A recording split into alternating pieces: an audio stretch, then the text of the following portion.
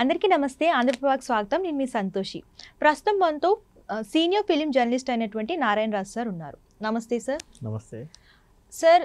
Thandel pre release event జరుగుతుందని అన్నారు. కాకపోతే ఈ ఈవెంట్ వాయిదా పడింది. దానికి గల కారణం ఏంటి సార్? ఎందుకు వాయిదా పడింది? ఇప్పుడు నాగ చైతన్య సాయి పల్లవి కాంబినేషన్లో ఒక మంచి కాంబినేషన్ ఇది. అంటే కమర్షియల్గా కూడా మంచి ఎక్స్పెక్టేషన్ ఉన్న కాంబినేషన్ అది. సినిమా కూడా ఈ సినిమాకు నేపథ్యం మనం గతంలో చెప్పినట్టుగా శ్రీకాకుళంలో జీవించే మత్స్యకారులు. అక్కడ వాళ్ళు వేటకు వెళ్ళడం రావడం జరుగుతుంటుంది. ఒకసారి మిస్ అయ్యి పాకిస్తాన్ బార్డర్లోకి వెళ్ళడం, అక్కడ వాళ్ళని అరెస్ట్ చేయడం, తర్వాత చాలా వివాదాలు ఉన్నాయి. ఈ అంతర్గతంగా ప్రేమ కథ కూడా ఉంది. ఈ సినిమాకు చందు మొండేటి డైరెక్టర్, కార్తికేయ 2 కూడా మనకు అందించిన ఆయన.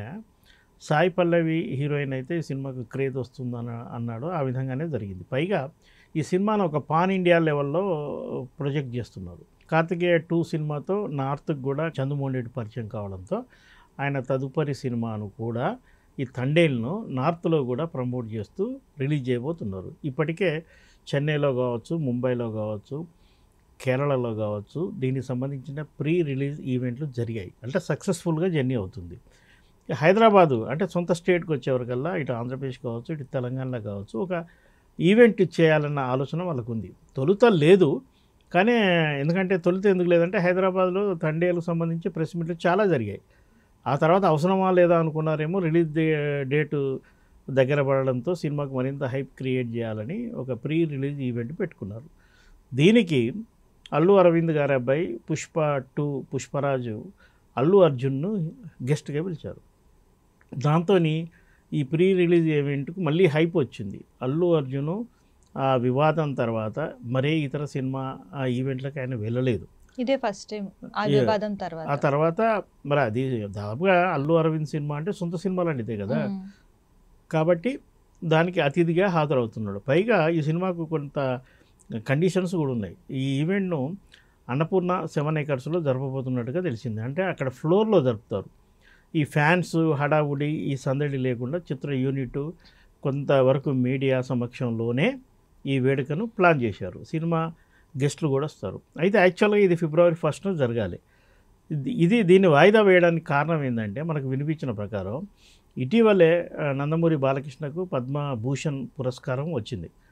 ఆ తర్వాత ఆయన పలు కార్యక్రమాల్లో పాల్గొంటున్నారు. ఫైనల్గా ఆయన సోదరి భువనేశ్వరి తను ఆర్గనైజ్ చేస్తూ బాలకృష్ణను సత్కరించేందుకు ఒక ప్రోగ్రామ్ను డిజైన్ చేశారు. ఆ ప్రోగ్రాం కూడా February 1st జరుగుతుంది. మనకు ఉన్న సమాచారం ప్రకారం అది వాళ్ళ ఫామ్ హౌస్లో, అంటే కొండాపూర్ పరిసర ప్రాంతాల్లో చంద్రబాబు నాయుడు గారికి ఒక ఫామ్ హౌస్ ఉంది. అక్కడే ఈ ఈవెంట్ జరుగుతుందని తెలిసింది. బాలకృష్ణకు సత్కారం కాబట్టి సినిమాకు సంబంధించిన అందరికీ ఇన్విటేషన్స్ వెళ్ళాయి. సినిమా వాళ్ళందరూ అక్కడికి హాజరవుతారు. అదే జరిగితే అదే రోజు పుష్ప ఈవెంట్, మన తండేల్ ఈవెంట్ హైదరాబాద్లో నిర్వహిస్తే అతిథులు అటు ఇటు కన్ఫ్యూజ్ అవుతారు. బాలకృష్ణ ఈవెంట్లో ఎక్కువసేపు ఉండాల్సి వస్తుంది. కాబట్టి ఇక్కడికి రావడంలో కొంత ఇబ్బంది కలుగుతుంది. పైగా అల్లు అరవింద్ కూడా అక్కడ ఉండాలి. బాలకృష్ణ ఈవెంట్లో కూడా అతను హాజరవుతున్నాడు. ఈ కారణం చేత వాళ్ళ సొంత సినిమా కాబట్టి దాన్ని మరుసటి రోజుకు పోస్ట్ పోన్ చేశారు. అంతే తప్ప దానికి వేరే కారణాలంటూ వేరే ఏమీ లేవు. లా అండ్ ఆర్డర్ కూడా ప్రాబ్లం లేదు. ఎందుకంటే పోలీసుల అనుమతితోనే ఆ కార్యక్రమాన్ని నిర్వహిస్తున్నారు. కేవలం ఒకరోజు మాత్రమే వాయిదా పడింది, అంతకుమించి మరే కారణం లేదు. సార్, యాక్చువల్గా గీతా ఆర్ట్స్ అంటే అల్లు అరవింద్ గారు, అలాగే గీతా ఆర్ట్స్ 2 అంటే బన్నీ వాసు గారు. కాకపోతే రీసెంట్గా గీతా ఆర్ట్స్ బ్యానర్ పైన రిలీజ్ చేయబోతున్న తండేల్ మూవీకి బన్నీ వాసు గారి పేరు వేశారు. సో దీన్ని బట్టి మనం ఏమనుకోవచ్చు సార్? అంటే ఇప్పుడు అల్లు అరవింద్ పేరు కాకుండా ఈయన పేరు వేయడానికి గల కారణం ఏంటి? యాక్చువల్గా గీతా ఆర్ట్స్ సంస్థను నెలకొల్పింది అల్లు రామలింగయ్య గారు. ఆయన కమెడియన్గా, ఆర్టిస్ట్గా చాలా బిజీగా ఉన్నప్పుడే తనకు కూడా ఒక నిర్మాణ సంస్థ ఉండాలి, తన అభిరుచి మేరకు లేదా తనకున్న సత్సంబంధాలతోని ఇతర హీరోలతో కూడా సినిమాలు తీయాలని తన కొడుకు అంటే అరవింద్కు కూడా ఒక సపోర్ట్గా ఉంటుందని గీతా ఆర్ట్స్ సంస్థను నెలకొల్పారు. ఆ సంస్థ ప్రారంభం నుంచి మా ఊళ్ళో మహాశివుడు, బంట్రోతు భార్య ఇలాంటి సినిమాలు తీస్తూ సక్సెస్ఫుల్గా రన్ అవుతుంది.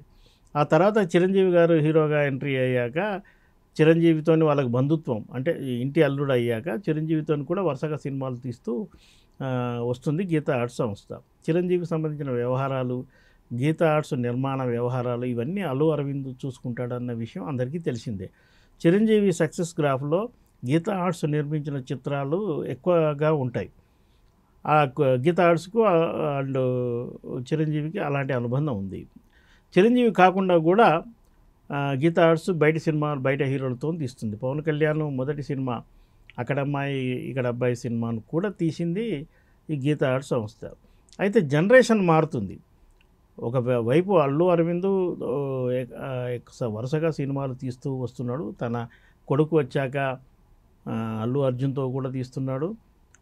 ఇతర హీరోలతో కూడా ఆయన ప్లాన్ చేశాడు. అంటే ఇప్పుడు 100%లో నాగ చైతన్యతో తీశాడు. మోస్ట్ బ్యాచులర్ సంథింగ్ ఆ సినిమాను అఖిల్తో తీశాడు. గోపిచంద్తో తీశాడు. ఇలా విజయ్ దేవరకొండతో తీశాడు. ఇలా వరుసగా సినిమాలు తీస్తూ వస్తున్నాడు. అయితే ఆయన చాలా ముందు చూపు ఉన్న వ్యక్తి. తన తర్వాత ప్రొడక్షన్ హౌస్లో ఎవరు అంటే వాళ్ళకు అత్యంత నమ్మకమైన వ్యక్తి బన్నీవాసు. బన్నీవాసుకు గతంలో గుంటూరు పరిసర ప్రాంతాల్లో ఆయనకు సినిమా డిస్ట్రిబ్యూషన్ సంస్థ కూడా ఉంది. ఆ ద్వారా అనేక సినిమాలు పంపిణీ చేసి సక్సెస్ కూడా సాధించాడు. అతను అల్లు అర్జున్కు మంచి ఫాలోవరు. అల్లు అర్జున్కు దగ్గర అయ్యాడు. ఆ తర్వాత అల్లు అర్జున్ ఇంట్లో అందరూ బన్నీ అంటారుగా, తన పేరును బన్నీవాసుగా మార్చుకున్నాడు. అంటే అంత అభిమానిస్తాడు. పైగా అల్లు అరవింద్ కుటుంబంలో ఆయన అత్యంత నమ్మకమైన వ్యక్తి. అతన్ని కూడా ప్రమోట్ చేసేందుకు కొన్ని సినిమాలకు బన్నీవాసు సేవల్ని అల్లు అరవింద్ గారు ఉపయోగించుకున్నారు. సినిమా ప్రొడక్షన్లో మెళకువలు ఆయనకు నేర్పారు. ఇండివిజువల్గా సినిమాలు తీసే విధంగా తర్ఫీదు ఇచ్చారు. ఈ టైంలో జనరేషన్ మారినప్పుడు, అంటే కొత్త తరం హీరోలు వచ్చినప్పుడు పాత తరం నిర్మాతలు కొంత తెర వెనక్కి కాక తప్పదు. ప్రొడక్షన్ వ్యవహారాల్లో వాళ్ళ ఇన్వాల్వ్మెంట్ ఉన్న కథల ఎంపికలో, ఆర్టిస్టుల ఎంపికలో వాళ్ళ వ్యవహారం ఈ తరానికి పనికిరాదు. అందువల్ల తన తర్వాత ఈ సంస్థను ముందుకు తీసుకెళ్లే విధంగా బన్నీవాసుకు కొంత మేరకు బాధ్యతలు అప్పచెప్పి ఉంటారు. అయితే తండేలకు నిర్మాతగా బన్నీవాసు పేరేసిన సమర్పణ మాత్రం అల్లు అరవిందే. మనకు ఎక్కడ ప్రచారంలో చూసినా మనకు అల్లు అరవిందే కనిపిస్తున్నాడు. సాంకేతికంగా నిర్మాతగా బన్నీవాసు పేరు మాత్రమే పడింది. అల్లు అరవింద్కున్న పలుకుబడి, సత్సంబంధాలుతోనే ఆ సినిమాలో ఇతర హీరోలు యాక్ట్ చేస్తుంటారు. అయితే కొత్త తరం సబ్జెక్టులు కూడా ఎంపిక చేసుకోవాలంటే కొత్త తరం జనరేషన్ ప్రొడ్యూసర్లు కావాలి. దానికి సరైన వ్యక్తిగా బన్నీవాసును వాళ్ళు భావించారు. అతన్ని ఇంటి మనిషిలాగే మనం పేర్కోవాలి. అరవింద్ గారికి 3 అబ్బాయిలైనా వీడు 4వ అబ్బాయిలా మనం భావించవచ్చు. దీనిలో ప్రత్యేకంగా చూడాల్సిన అవసరం లేదు. బన్నీవాసుకు టెక్నికల్గా అప్పచెప్పినా పూర్తి కళ్యాణ్ మాత్రం అల్లు అరవింద్ చేతిలోనే ఉంటాయి. ఓకే, చాలా మంది అంటున్నారు ఫ్యూచర్లో మనం అల్లు అరవింద్ గారిని నిర్మాతగా చూడలేమని అంటున్నారు. సో ఇందులో ఎంతవరకు నిజం ఉంది సార్? ఇప్పుడు అల్లు అరవింద్ ఏదో స్క్రీన్ మీద అద్భుతంగా నటిస్తాడు, ఇక రిటైర్మెంట్ అవుతుండంటే మనం బాధపడాలి. ఆయన తెర వెనుక వ్యక్తి ఎప్పుడైనా ప్రొడక్షన్ హౌస్లో ఉంటాడు. ఇప్పుడు బన్నీవాసు కావచ్చు, గీతా ఆర్ట్స్కు సంబంధించి మరే ఇతరుల ఎవరైనా సరే అల్లు అరవింద్ గారి పర్యవేక్షణలోనే వ్యవహారాలు జరుగుతాయి. ఆయన అనుభవం, వాళ్ళకు సలహాలు, పాఠాలు కూడా. ఆయన నిర్మాతగా పేరు వేసుకున్నంత మాత్రాన ఆయన తెరమరుగైనట్టు కాదు. పైగా ఆయనకు ఇతర వ్యాపకాలు ఏమీ లేవు. సినిమానే ఆయన వ్యాపారం. అల్లు అర్జున్ ఇండివిజువల్గా తను బాటలో తను పయనిస్తూ సక్సెస్ఫుల్గా రన్ అవుతున్నాడు. కాబట్టి అక్కడ ఏమీ ఇబ్బంది లేదు. కానీ గీతా ఆర్ట్స్ సంస్థను నిలుపుకోవాలి, కొత్త వాళ్ళకి అవకాశాలు ఇవ్వాలి, కొత్త హీరోలతో సినిమాలు తీయాలి. అంటే ఆ తెర వెనుక ఒక పెద్ద మనిషిగా ఉంటాడు. నిర్మాతగా పేరు వేసుకున్నంత మాత్రాన ఆయన ప్రభావం గీతా ఆర్ట్స్ నుంచి పోతుందనుకోవడం తప్పు. ఎందుకంటే గీతా ఆర్ట్స్ అనే సంస్థకు ఆయన సోల్ ప్రొపరేటర్. ఆయనే ప్రొపరేటర్. అల్లు రామలింగయ్య గారి వారసుడు. ఆయనే హక్కుదారు, అంతే తప్ప బయట వాళ్ళు కాదు. సో థ్యాంక్ యూ సార్, మంచి ఇన్ఫర్మేషన్ ఇచ్చారు.